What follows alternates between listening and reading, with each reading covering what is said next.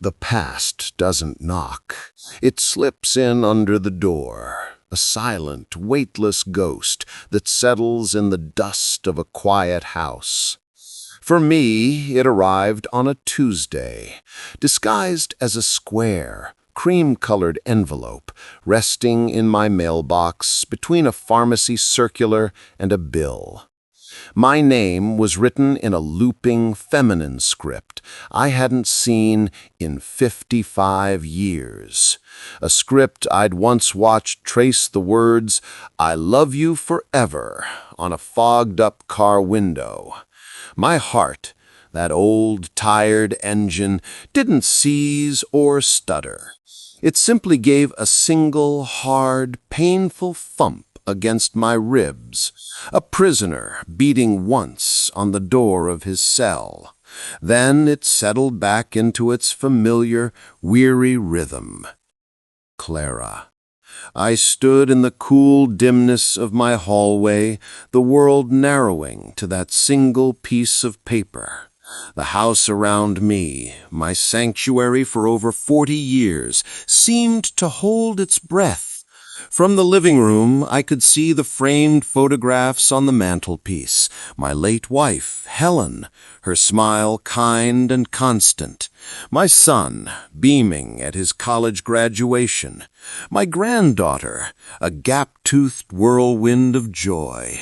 A whole life, a good life, built carefully and lovingly on a foundation of shattered dreams. And now this letter felt like a tremor from that long-buried fault line. I carried it to the kitchen, the site of 1,000 morning coffees with Helen, 1,000 school-day breakfasts with the kids.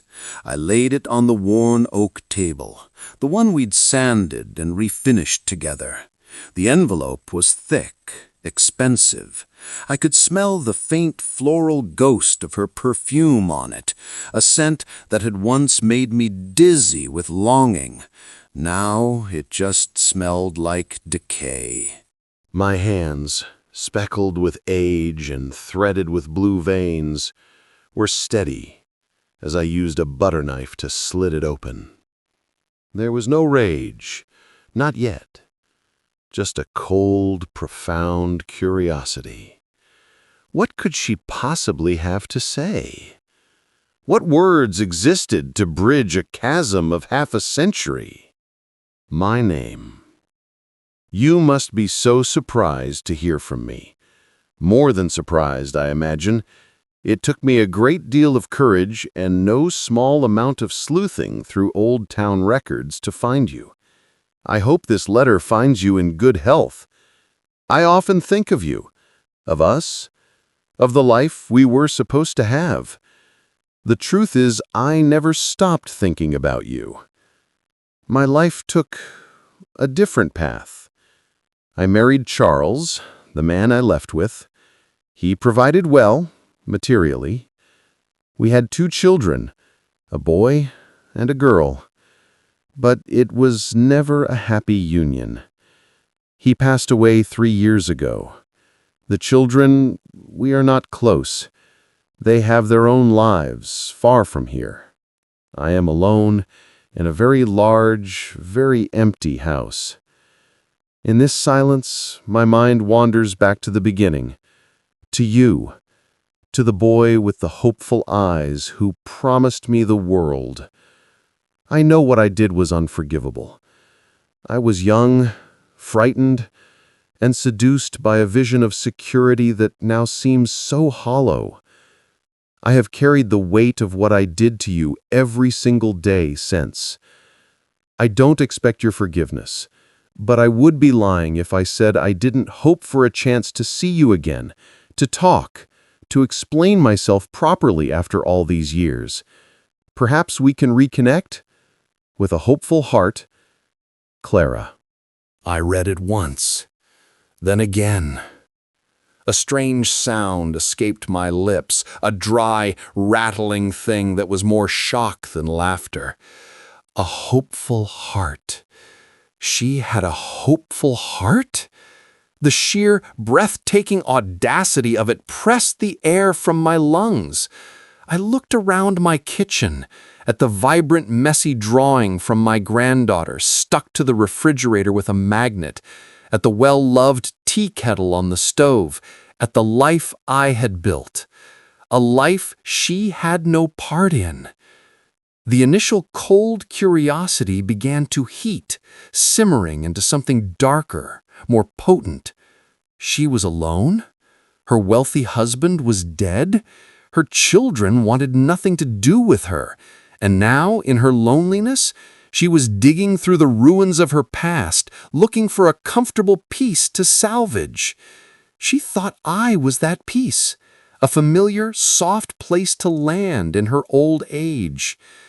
The image of that day, the wedding day that wasn't, surged forward from where I had kept it locked away. I was 24 again, standing at the altar in a suit that was too heavy for the July heat. The church was packed, buzzing with the muted excitement of our families and friends. The lilies on the altar filled the air with a cloying, funereal sweetness.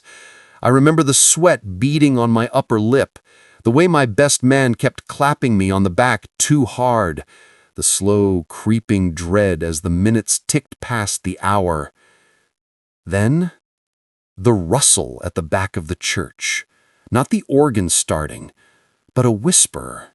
Then another, a current of unease moving through the pews like a poison. My mother's face, pale and confused. Her father refusing to meet my eye. And then her friend, Susan, her eyes red raw, sidling up to me and hissing the truth into my ear like a secret I was never meant to know. She's gone. She left last night with Charles Miller. His father owns the department store. She said she couldn't live a small life. The memory was so vivid, I could feel the prickling heat on my neck, the way the world had swayed, the stained glass windows blurring into a nauseating kaleidoscope of color. The humiliation was a physical force, a blow to the gut that doubled me over right there in front of everyone. I had to walk back down that aisle alone, a parade of one, under the weight of 100 pitying, embarrassed, and some secretly amused stares. I spent years in that shadow. Years blaming myself. Was I not ambitious enough? Not exciting enough? Did I not love her the right way? The questions were like rats, gnawing at the foundations of who I was. It took a long, long time to rebuild.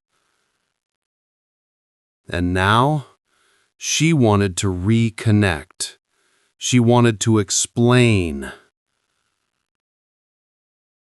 I folded the letter carefully, sliding it back into its expensive envelope. I placed it on the table, a single, ugly stain on the warm, worn wood.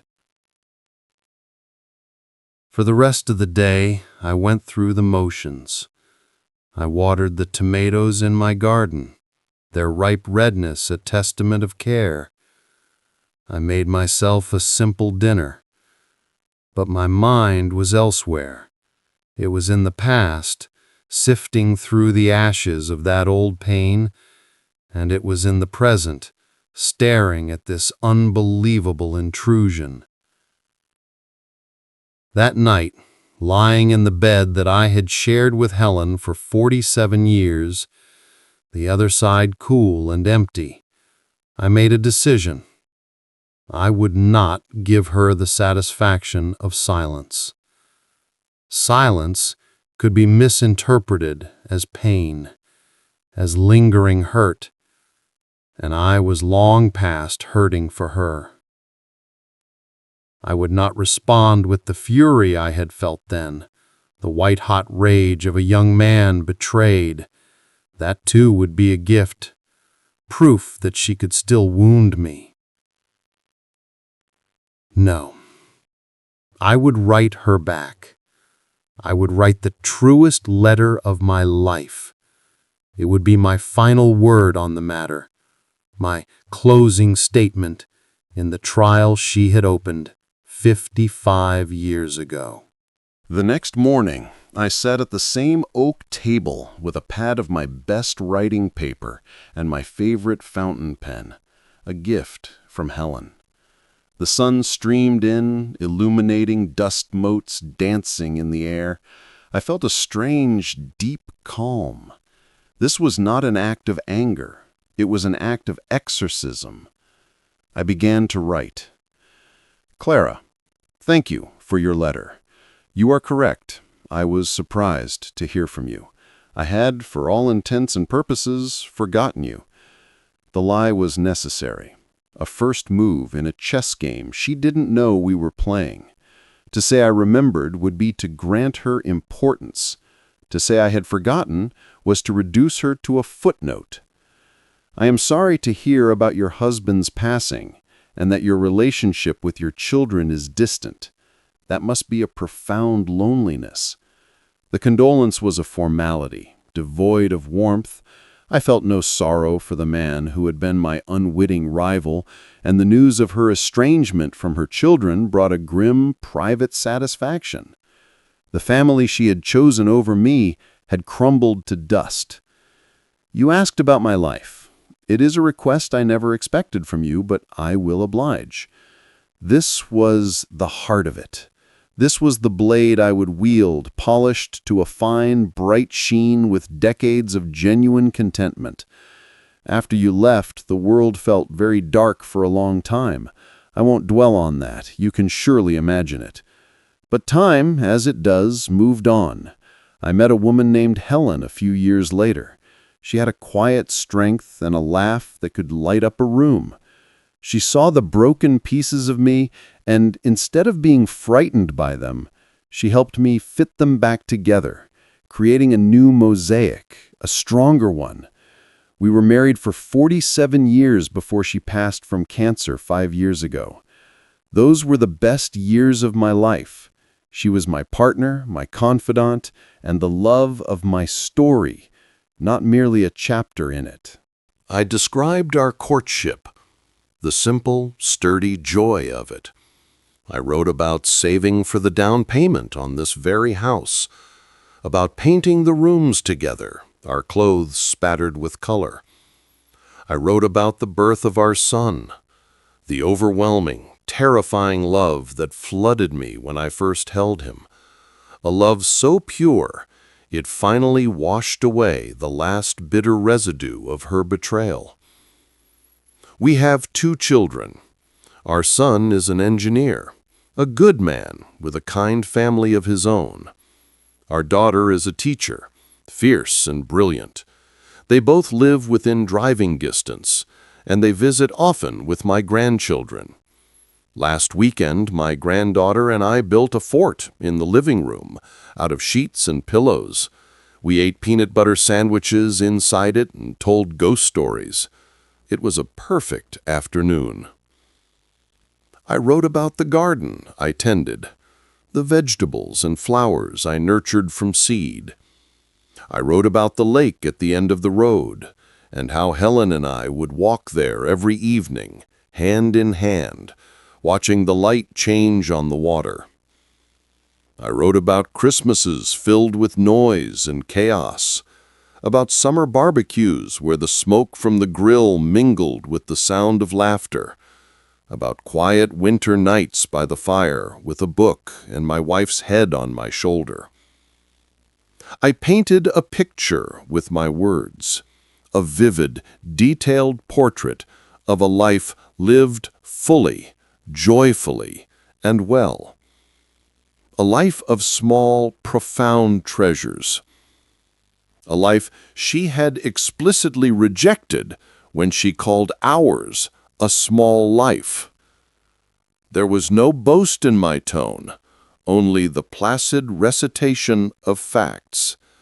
But every word was a deliberate brick in a wall between us, a wall she could never scale. I did not mention the humiliation of the altar.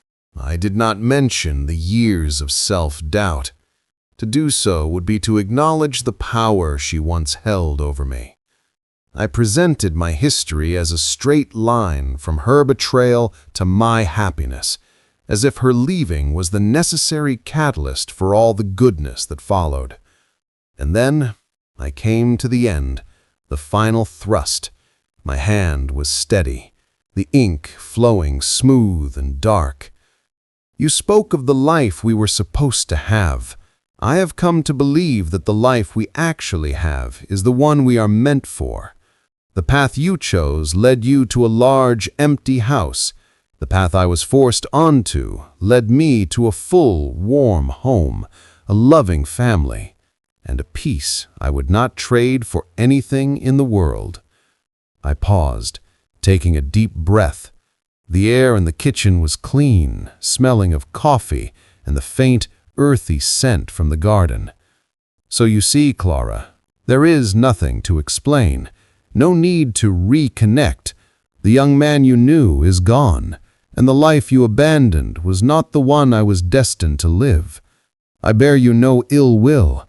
In fact, I feel I must thank you.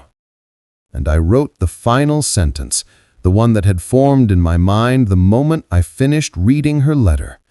The sentence that contained no insult, no rage, but was the most devastating thing I could possibly say. Thank you for leaving me. It was the kindest thing you ever did. I signed my name, folded the letter, and sealed it in an envelope. It felt weightless, as if I had just shed a burden I'd been carrying for 5 decades. I mailed it that afternoon. I dropped it into the blue mailbox on the corner with a sense of finality that was more profound than any feeling I'd had at Helen's funeral. That had been a goodbye to a love. This was a goodbye to a ghost. Then I waited. Not for a response. I knew there would be none, or that I would not care if there was. I waited for the feeling to settle within me. The feeling of justice.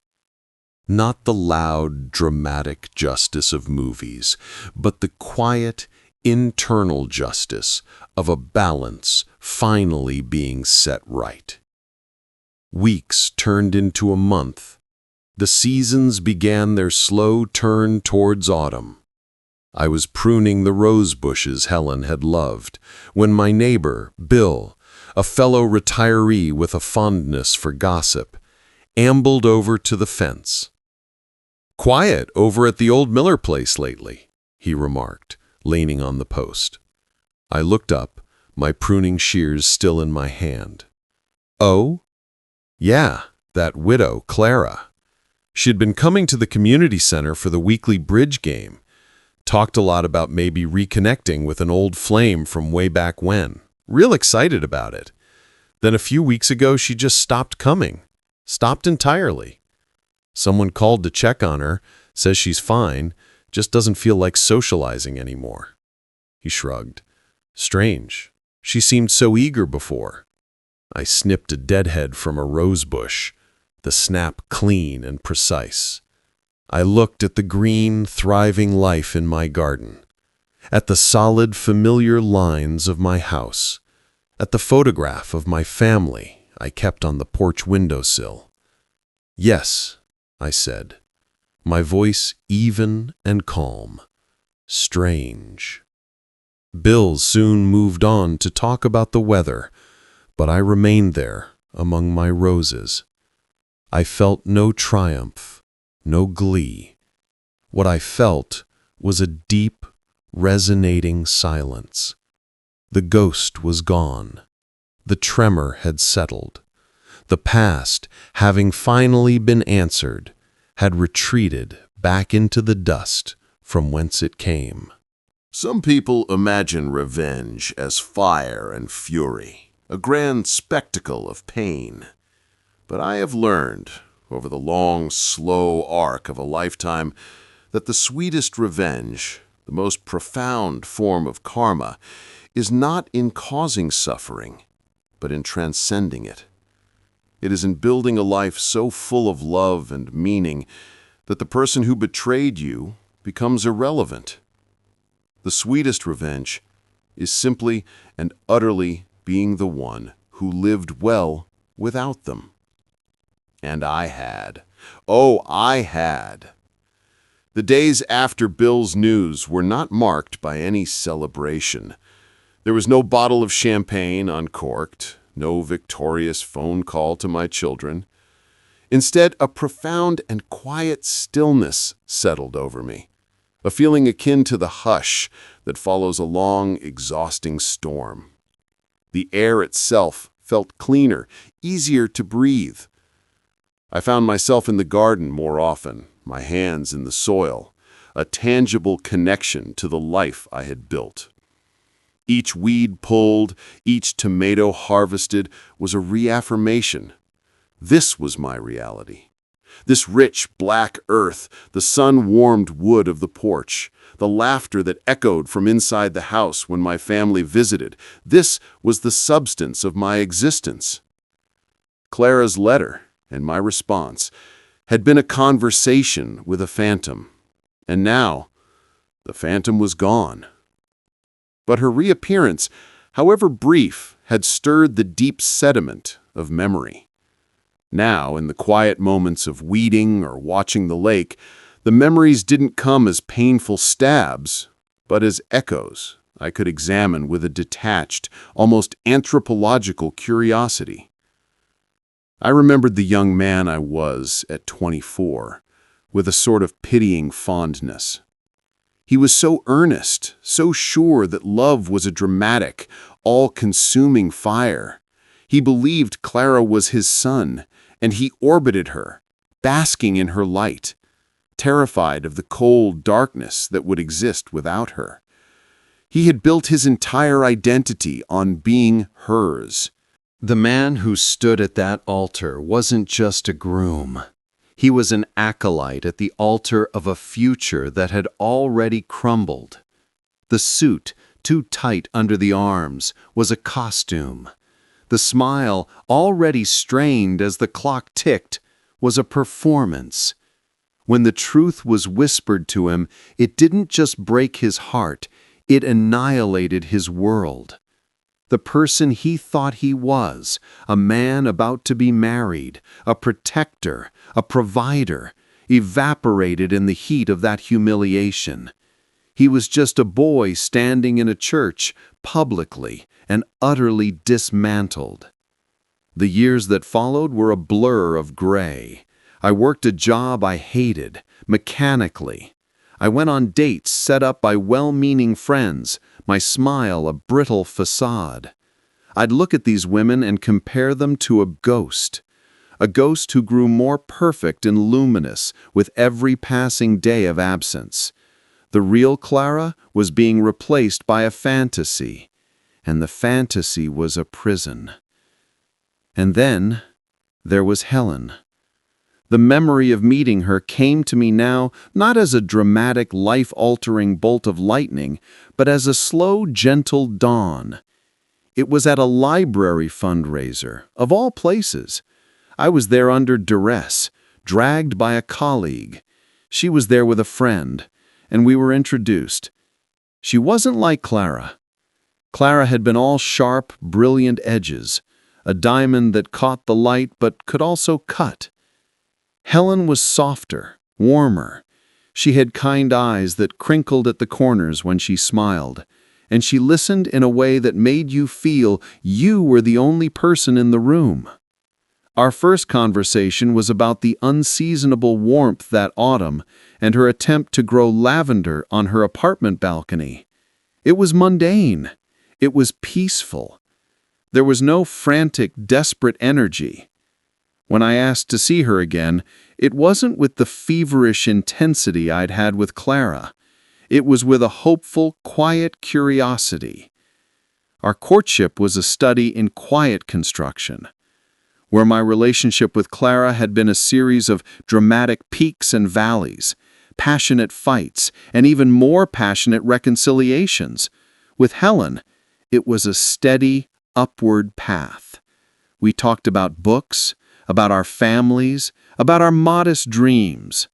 A house with a garden, maybe a dog, children someday. I told her about Clara, 6 months in. I didn't tell her the whole ugly truth, just that I had been engaged before and it had ended badly. Helen had taken my hand, her grip firm and cool. "A heart that's been broken," she'd said, her voice low and steady, "is just a heart that's more room in it. It's stretched. It can hold more." She wasn't trying to erase Clara. She was offering to build something new with the pieces. The memory of our wedding day, a simple affair at the city hall, followed by a picnic in a park, was a balm to the old wound. I hadn't worn a suit that was too tight. I'd worn a comfortable jacket. Helen wore a simple cream-colored dress, and she carried a bouquet of wildflowers. There was no suspense, no dread. There was only a calm, certain joy. When I said my vows, I looked into her eyes, and I saw my future, not as a dazzling, uncertain fantasy, but as a tangible, achievable reality, a shared life. Building this house, this very home I now sat in, was our first great collaboration. I remembered us sanding these floorboards, covered in dust, laughing at each other's white-haired appearance. I remembered painting the kitchen a sunny yellow, and Helen getting a big smear of it on her cheek. I remember the night we moved in, too tired to unpack the kitchen, eating Chinese food from the carton on the floor, leaning against the bare walls, and feeling a contentment so deep it was almost spiritual. The birth of our son, James, was the moment the last ghost of Clara was truly exorcised. Holding that squalling, red-faced, perfect infant, I was flooded with a love so fierce and primal it obliterated every other feeling. This was my legacy. This was my purpose. It wasn't about being someone's son. It was about being this child's anchor. The love for a child is a different language altogether from the love for a lover. It is selfless, boundless, and utterly grounding. Clara's choice had led her to a life that, by her own admission, was one of material comfort but emotional emptiness. My forced path had led me to this, to midnight feedings, to skinned knees, to teaching a small boy how to cast a fishing line into the lake, to sitting in a silent hospital room holding my wife's hand as she took her last soft breath. It had led me to a life of feeling, of profound, messy, beautiful human connection. This was the truth my letter had conveyed. This was the karma. Not that she was lonely now, but that I had been loved so deeply. Her punishment was not my hatred. It was my profound, unshakable indifference, built upon a mountain of a love she had never experienced. I looked up from the rose bush I was pruning. The afternoon was fading, the light turning to gold. On the porch, my granddaughter's drawing fluttered in a gentle breeze. Inside, the clock Helen had loved chimed 4 times. It was a sound that marked the passage of a well-lived day in a well-lived life. The revenge was complete. It was not in the sending of the letter, but in the life that gave the letter its truth. Every happy memory with Helen, every laugh from my children, every vegetable from this garden, they had all been silent soldiers in this long, cold war, and they had won long before I ever picked up my pen. A week later, I took my evening walk down to the lake. It was a ritual Helen and I had cherished, and one I maintained for the sense of continuity it gave me. The path was packed earth, familiar and soft under my shoes. The air was cool, carrying the damp, clean scent of water and pine. As I approached the bench we always used, I saw a figure sitting there. An older woman, her posture erect, her silver hair styled in a way that seemed too formal for this rustic setting. She wore a smart, expensive-looking coat, even in the mild weather. My steps slowed. A cold knot tightened in my stomach. I knew, with a certainty that felt preordained, who it was. Clara. She turned as I approached, and for a moment the 55 years vanished. I saw the girl I had loved, the sharp beauty of her face now refined by age into a kind of elegant severity.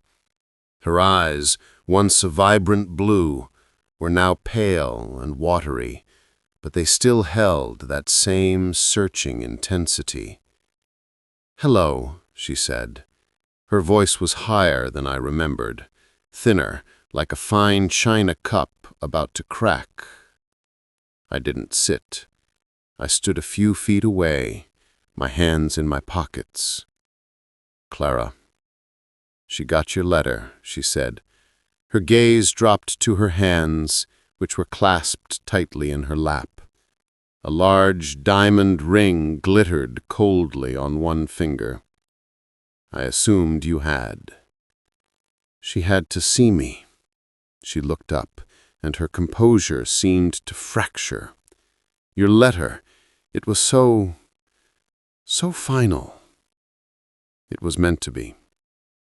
The silence between us was vast, filled with the chirping of crickets and the gentle lap of water against the shore.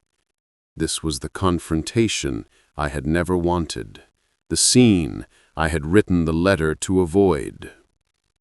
"You made your life sound so perfect, so idyllic. This house, the garden, the children, the late, great Helen." I said nothing. Let her talk. Let her empty herself of whatever she had come to say. "You had no idea what it was like for me," she continued, her voice gaining strength, tinged with a long-held bitterness. "My father was up to his ears in debt. We were about to lose everything.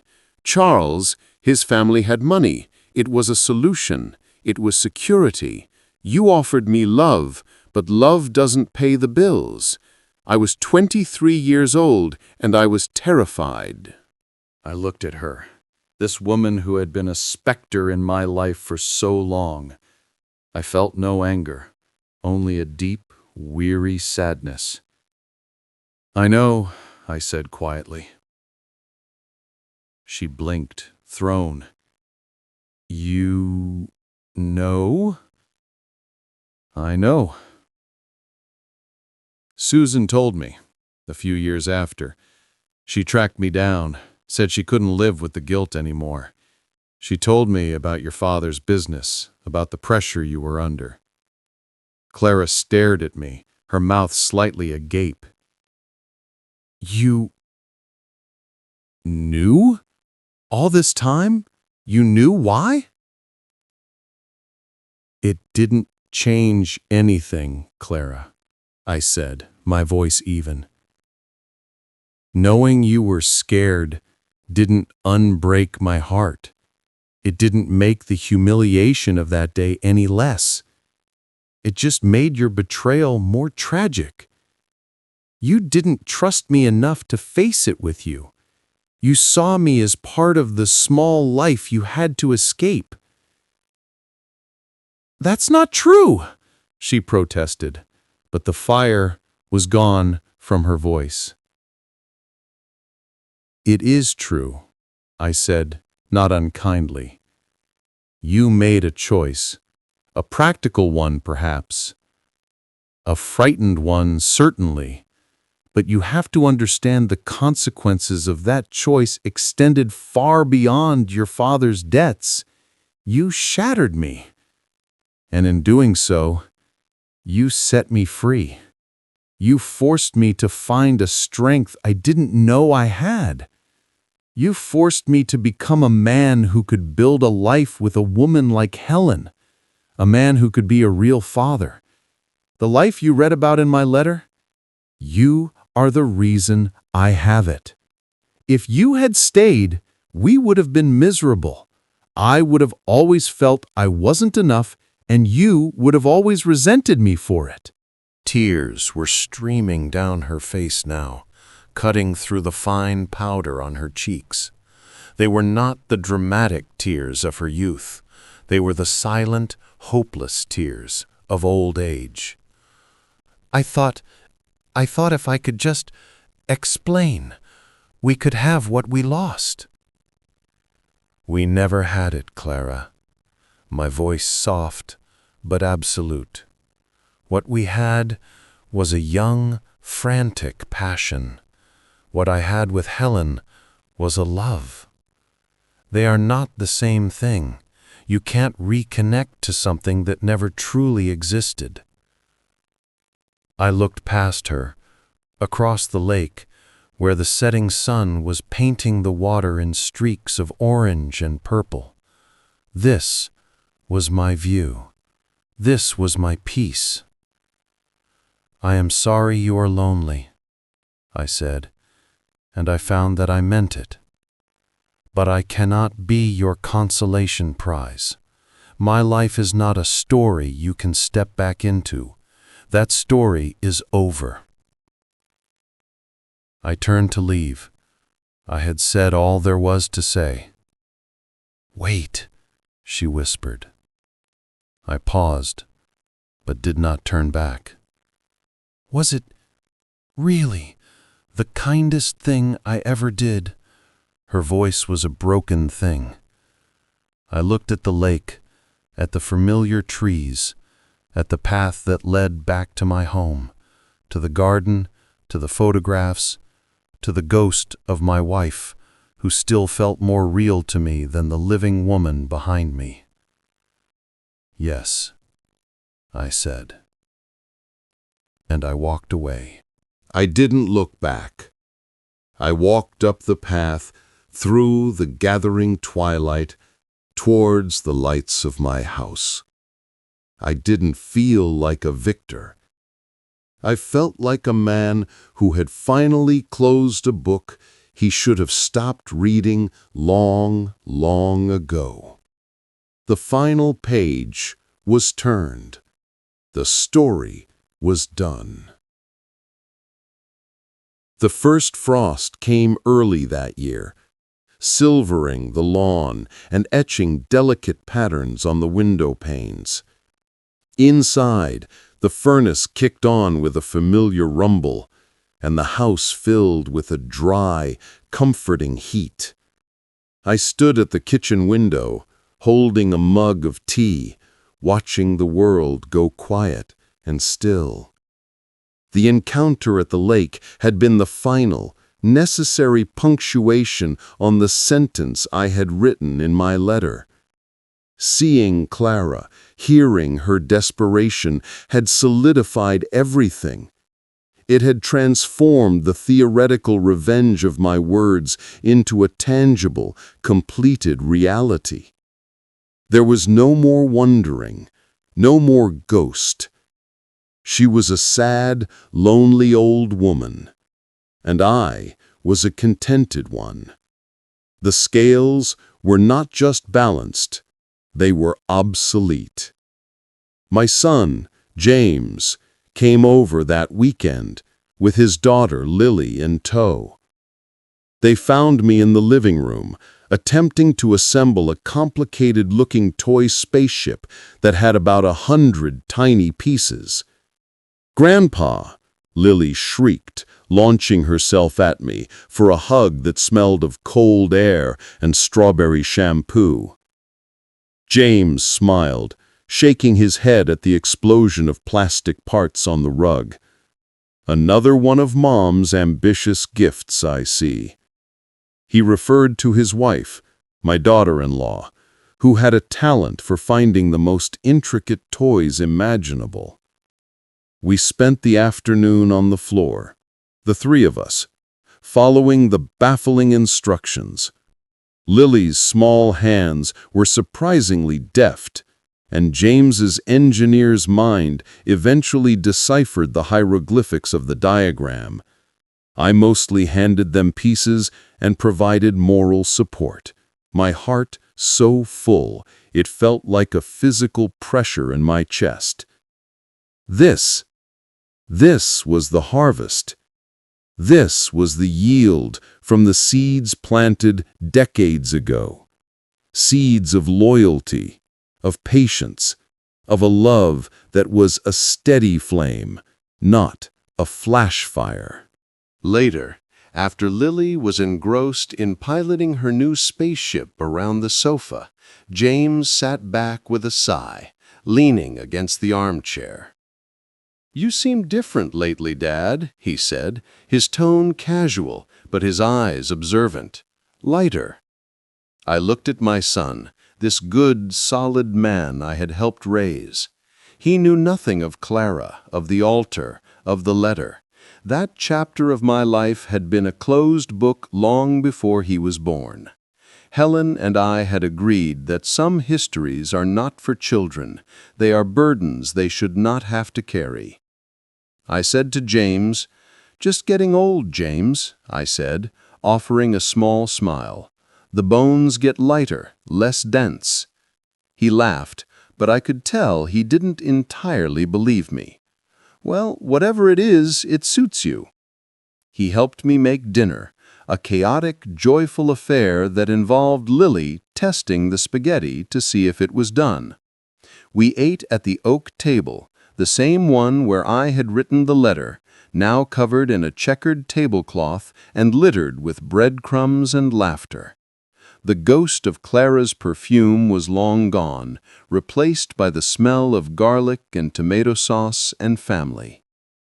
After they left, the house settled back into its quiet. But it was a different quiet now. It wasn't the silence of absence, but the peaceful, resonant silence of a space that has been filled with love and now rests.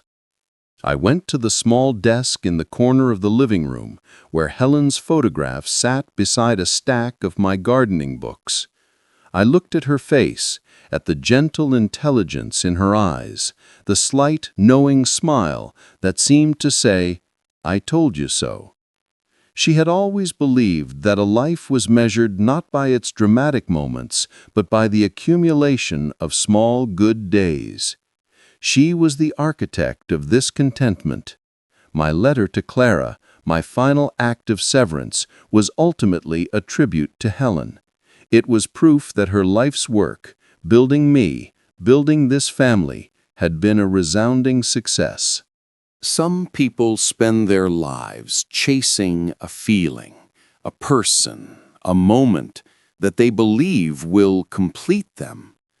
They imagine revenge as a dramatic act, a grand settling of scores that echoes through the world. But I have learned that the most profound victories are silent and internal.